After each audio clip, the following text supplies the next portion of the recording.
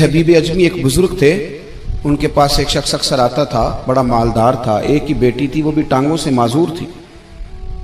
تو آپ اکثر اس کو کہتے کہ تو توبہ کر، اللہ کی بارگاہ میں رجوع کر۔ ایک وقت ایسا آتا ہے کہ پھر انسان کا جب کوئی اپنا نہیں رہتا پھر اسے مصلی یاد آتا ہے، لیکن اگر مصلی کی عادت بچپن سے پڑ جائے نا تو پھر ذرا آسان ہوتا ہے اللہ سے دل لگانا۔ وہ اکثر آپ اس کو کہتے کہ ٹھیک ہو جائے، ایک ہی تو بیٹی ہے، وہ بھی بیچاری معذور ہے، تو کہاں دولت لے جائے۔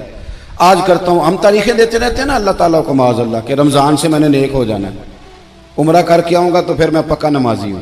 خدا کے بندو، کس نے تجھے بتایا کہ رمضان تک تو زندہ رہے گا؟ کس نے خبر کی کہ عمرہ کرنے تک تو بچے گا؟ حضرت حبیب اجمی اس کو کہتے تو کہتا بڑی جلدی ٹھیک ہو جاؤں گا۔ ایک دن سویرے سویرے توبہ کرنے آ گیا۔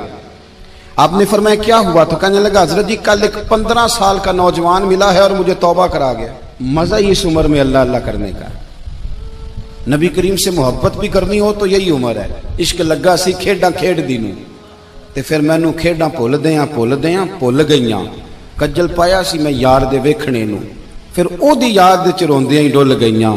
حیدر شاہ اس گلی کدے نہ رول دی پر ہن تے رول گئیاں۔ جن لوگوں نے ابو جال کو قتل کیا تھا ان کی عمریں بھی 15 سال تھی۔ ہم تو بڑے نہیں نہ ہوتے ساری زندگی، نہ ہمیں کو بڑا ہونے دیتا ہے، ہم بڑے ہی نہیں ہوتے، یہی تو عمر ہے کچھ کر گزرنے کی۔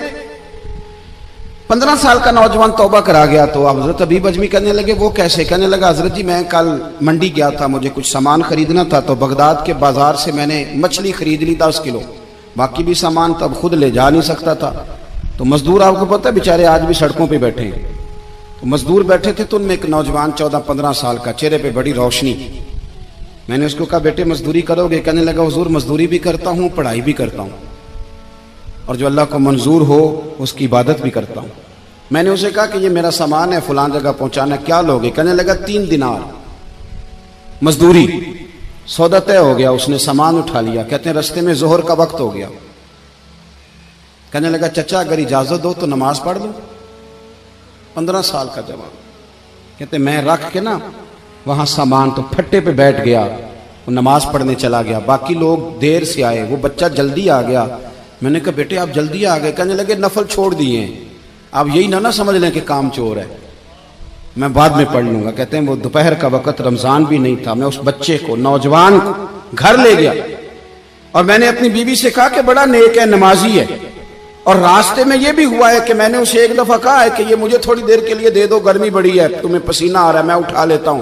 کہنے لگا نہیں چچا میں رزق حلال کھاتا ہوں، اگر آپ اٹھائیں گے تو میں 3 دینار مزدوری پوری نہیں لوں گا، پھر پیسے کم کروں گا، میں نے طے کیا ہے کہ اٹھاؤں گا۔ تو کہتے ہیں میں نے اپنی بیوی کو بتایا تو بڑی متاثر ہوئی، کہنے لگی دوپہر کا کھانا پک گیا، اسے کو روٹی کھا لیں، رمضان بھی نہیں تھا۔ کہتے میں باہر نکلا، اس کو 3 دینار تھمائے، تو میں نے کہا بیٹے ایک بات میری مانو گے؟ کہنے لگا بتائیے۔ میں نے کہا کھانا پکا ہے کھا لو۔ کہنے لگا میں معافی چاہتا ہوں، میں نے روزہ رکھا ہوا ہے۔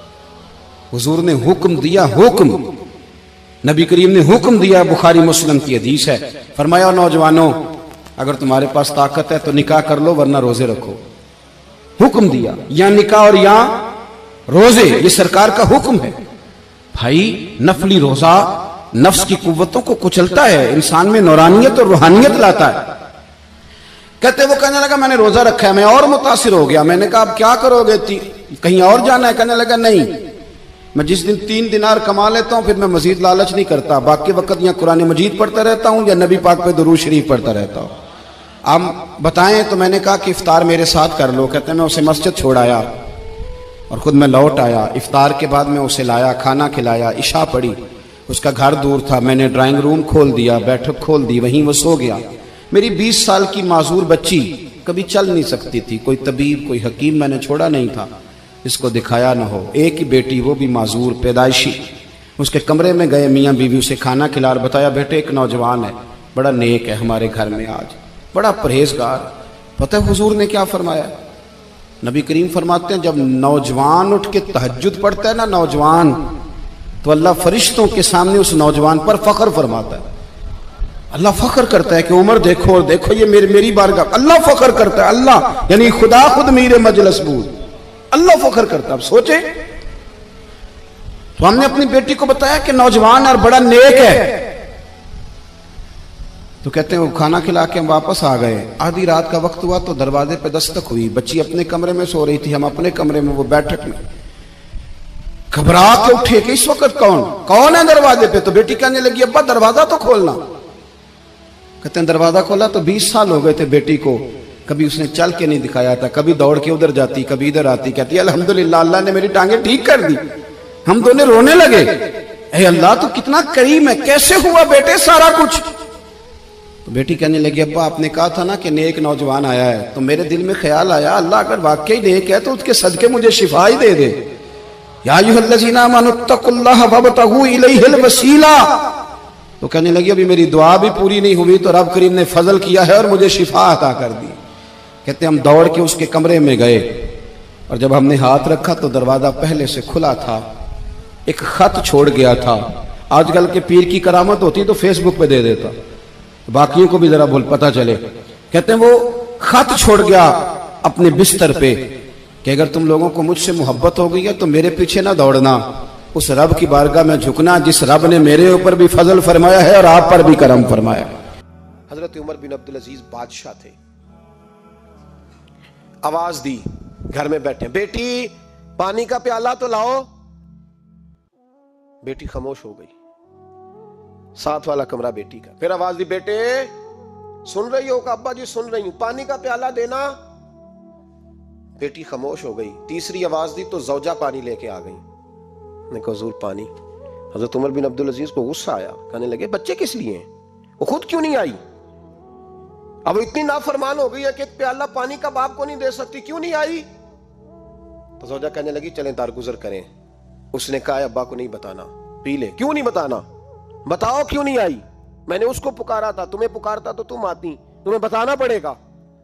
جب بات ذرا آگے بڑھی تو ماں تھی نا، بات بیٹی کی تھی تو اماں رو پڑی، آنکھوں میں آنسو آئے۔ کہا کیوں روئی ہو؟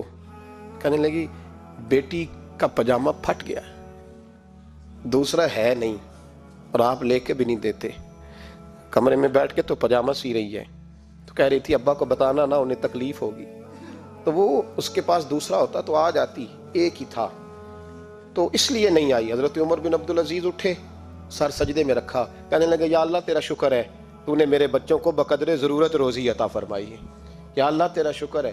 ایک روایت میں نے پڑھی، کلیجہ منہ کو آیا، مصطفیٰ کریم بیٹھے تھے تو سیدہ عائشہ صدیقہ رضی اللہ تعالیٰ نے عرض کی یا رسول اللہ صلی اللہ علیہ وسلم وہ دیکھیں سیدہ فاطمہ آ گئی ہیں، وہ دیکھیں بی بی صاحبہ بغیر بتائے آ گئیں۔ حضرت فاطمہ الزہرا آئی تو حضور نے فرمایا فاطمہ بغیر اطلاع کے؟ حضور چھوٹا سا کام تھا۔ کیسے آئی ہو؟ تو بی بی صاحبہ نے نا، عورتوں کا پلو ہوتا ہے نا چادر کا، پلو کھولا تو ایک روٹی بندھی ہوئی تھی، ایک روٹی چادر میں، یہاں لوگ زیور باندھتے ہیں، دولت باندھتے ہیں، ایک روٹی حضرت فاطمہ نے پلو میں باندھی، کھول کے پیش کی۔ کہ بیٹے یہ کیا ہے؟ کہ ابا جی کئی دنوں سے گھر میں روٹی نہیں پکی تھی، آج علی کچھ جون لائے تھے، پیسے ہیں، چند روٹیاں بنی ہیں، تو بچوں نے تو کھا لیا، تو میرے سامنے بھی ایک روٹی آئی تھی، میں نے لقمہ توڑا ہے تو مجھے خیال آیا پتہ نہیں مصطفیٰ نے کھایا ہے کہ نہیں کھایا، پتہ نہیں حضور نے روٹی کھائی ہے کہ نہیں، میں لے کے حاضر ہو گئی ہوں، مہربانی فرمائیں۔ تو فرمایا بیٹے بیٹھ جا۔ حضرت فاطمہ بھی بیٹھ گئی، سیدہ عائشہ کہتی ہیں حضور بھی بیٹھ گئے۔ فرمایا فاطمہ کتنے دنوں سے نہیں کھایا؟ عرض کی حضور 3 دن سے۔ فرمایا بیٹے میں نے 5 دن سے نہیں کھایا، آ جا۔ دونوں باپ بیٹی مل کے کھاتے ہیں، روٹی 2 حصوں میں حضور نے بانٹی، فرمایا چلا دی تو کھا، آدھی میں کھاتا ہوں۔ حضرت فاطمہ نے لقمہ توڑ کے منہ میں رکھا تو رو پڑی، حضور 5 دن سے نہیں کھائی۔ فرمایا بیٹے چپ کر، ہمارا دنیا سے کیا تعلق، ایک پل رہ گیا ہے، بس اللہ پھر جنت کی ساری نعمتیں عطا فرمائے، رونے والی بات ہی نہیں ہے اس میں، بس ہمارا کیا تعلق، ایک پل ہے، پھر مالک بڑا کچھ عطا کرے گا۔ او بھائی، جو کائنات کے مالک و مختار تھے، جو ابرو کا اشارہ کریں تو حضرت جبریل جنت کی نعمتیں لے کے آ جائیں، انہوں نے تو دنیا کی جانب توجہ ہی نہیں کی، ان کا تو خیال ہی نہیں آیا، دنیا ہی دنیا، دولت ہی دولت، ہر آدمی دولت کے ترازو میں تلنے لگا ہے۔ اب تو کلیجہ پھٹتا ہے، اب تو لوگ پوچھتے ہیں، اور میں کبھی کبھی بڑا مجبور ہوتا ہوں، آزمائش میں آ جاتا ہوں، لوگ کہتے ہیں جناب آپ سے کچھ قرآن کی آیات سننی ہے، آپ کتنے پیسے لیں گے؟ کچھ حدیثیں سننی ہیں، کیا اس کا معاوضہ ہوگا؟ آپ سے اس نبی کا نام سننا ہے جس کا آپ کھاتے ہیں، جس کے نام پر آپ نے عزتیں لی ہیں، ان کا نام سننا ہے۔ آپ کا ریٹ کتنا ہے؟ آپ کتنے میں بیچیں گے؟ وہ نعت جو غذا ہے وہ کتنے میں بکے گی؟ جب دنیا داری کا یہ حشر ہو جائے کہ وہ رسول اگر ان کا نام نہ رہے تو ہماری سانسیں ہی نہ چلے، ان کا نام بھی جب اس طرح کمرشل کر کے لیا جائے اور اس طرح وہ چیزیں بھی ریٹ میں آ جائیں، تو بھائی اس سے بڑی اور دنیا داری کیا ہوگی؟ میرے رسول کریم سید عالم نور مجسم صلی اللہ علیہ وسلم نے اس دنیا کو محبوب نہیں رکھا، کاری نہیں بنایا، ماحول ہی نہیں بنایا،